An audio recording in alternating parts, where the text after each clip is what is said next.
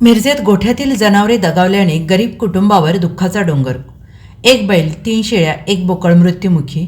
विषबाधा झाल्याचा संशय. मिरजेतील वखारबाग बेताळबानगर या ठिकाणी राहत असलेल्या हसन मोहम्मद हुसैन बैरागदार यांच्या मालकीची जनावरे आपल्या गोठ्यामध्ये अज्ञात कारणातून मृत्युमुखी पडल्याची घटना घडली आहे. रात्री रोजच्यासारखे त्यांना कडव्याचे खाद्य घालण्यात आले.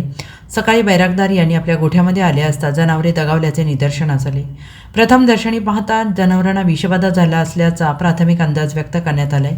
जनावरे दगावल्याने या कुटुंबावर दुःखाचा डोंगर कोसळले आणि यामध्ये एक बैल, 3 शेळी, एक बोकड असा सुमारे 2 लाखांचं नुकसान या गरीब कुटुंबाचं झालेलं असून यावेळी पोलीस स्टेशनमध्ये तक्रार देण्यात आली. पशुवैद्यकीय अधिकारी यांना याची माहिती देण्यात आली आहे.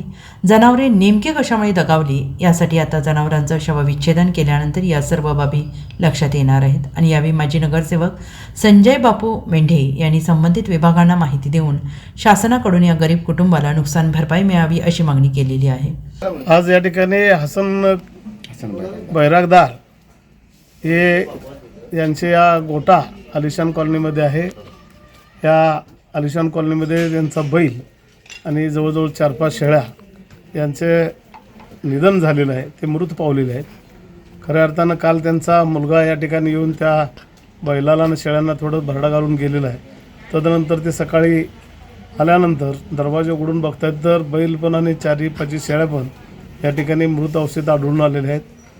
पोलीस स्टेशनला याबाबतची वर्दी त्यांच्या घरच्यांनी दिलेली आहे. त्याचबरोबर पशुवैद्यकीय अधिकाऱ्यांना सुद्धा या ठिकाणी कळवलेलं आहे.